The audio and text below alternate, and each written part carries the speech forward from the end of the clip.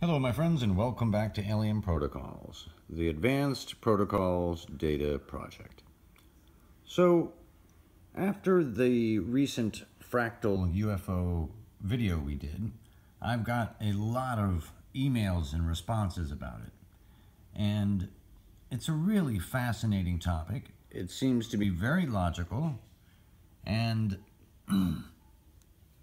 it's interesting to conjecture and to hypothesize as to whether it's logical that as we get closer and closer to the surface of the Earth, there are smaller yet more numerous amounts of craft.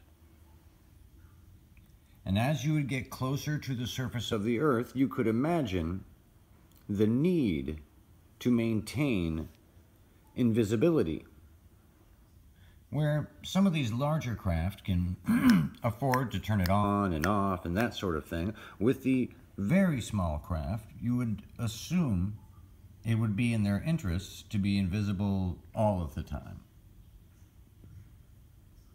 So not only do the numbers get more as you get closer to the surface of the Earth, but also the likelihood of invisibility increases. Which is really kind of interesting thought to ponder, gang. Of course, we went over some of the metrics and just some wild projections. But as you have larger craft that have smaller craft in them, you can have a mothership could have a stunning amount of nano-sized craft inside. And you might say, why would any culture utilize nanocraft? You know, aren't just an inch long craft, isn't that small enough? Or an 8-inch craft, isn't that small enough? Well, we are miniaturizing technology to an incredibly small rate right now, an incredibly small size. We're cramming more and more processing power into smaller and smaller spaces. And of course, there could be a lot of reasons for using nanoparticles or nanobots. This is the famous case from Chile that the Chilean government studied for 2 years. And at the end, they were mystified and released this video to the public. Do you guys remember this craft that outgassed? Do you remember this? Is it conceivable that outgassing is a cloud of nanoparticles or nanobots? It certainly is conceivable. Especially when you watch the video, you'll see this cloud acts very odd. And at the beginning, it's a very delineated flat line at the front, which seems very, very unusual. And you might wonder, is there any need? Is there any use for nano UFOs? Well, I'm sure we could think of a lot of different uses, from biological uses to technological to all sorts of different possibilities. So I think we must assume they utilize nanocraft of some kind. Now, there have been numerous reports of craft spitting out a whole bunch of little nanobots. Lots and lots of little nanobots being spewed out by these craft.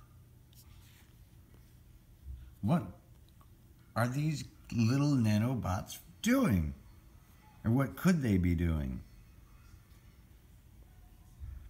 Well, we could explore some of the possibilities really simply. Of course, they could be doing construction, acquisitions, data samples, research, security.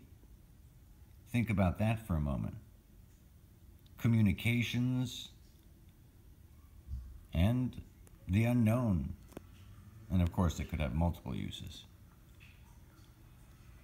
What if they send nanobots into those nuclear sites, and those are what actually disable the systems? Maybe that's why those nuclear control sites are sheltered from electromagnetic waves of all sorts of different kinds, and that these UFOs are not shutting them off with an electrical signal of some kind or with de-encryption. What if they're actually physically shutting it down by the use of some sort of micro, nano robotics? That's certainly conceivable. So if these ETs are smarter than us, which obviously they are, and they're trying to warn us, isn't listening to them in our greatest national interests, our greatest national security? If we are in a global emergency, is that the greatest threat? Well, biologists tell us that we are in a mass extinction, in the middle of one. So, I think that mass extinction is a bigger threat than they are. Is our government smart enough to figure out how to communicate with them? How not to use prime numbers, and how not to call in a linguist, because obviously they understand all of our languages.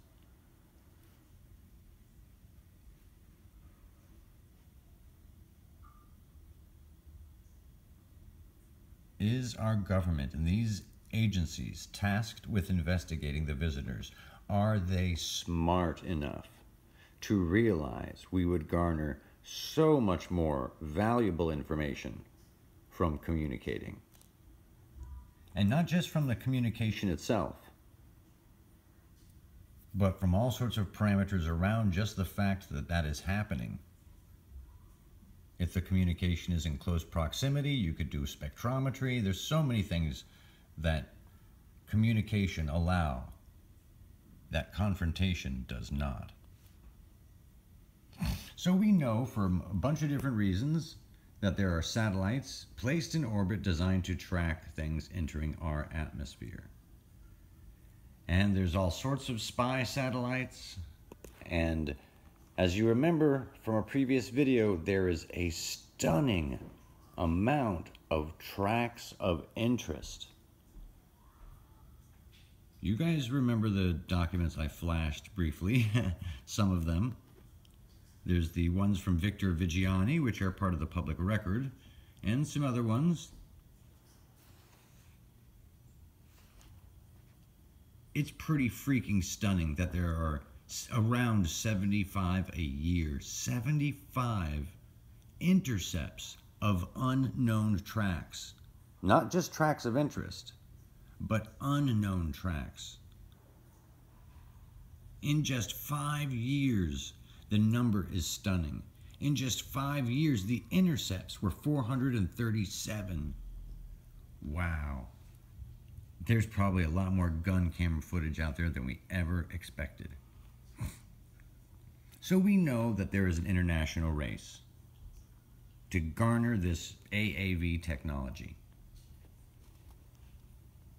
We know that there's a race. And it's not for sport, it's for the most deadly weapons. Because you guys know that the first thing governments are going to do when they learn these different technologies is weaponize them. So these top countries are all in a feverish race right now. The US government is feverishly researching this.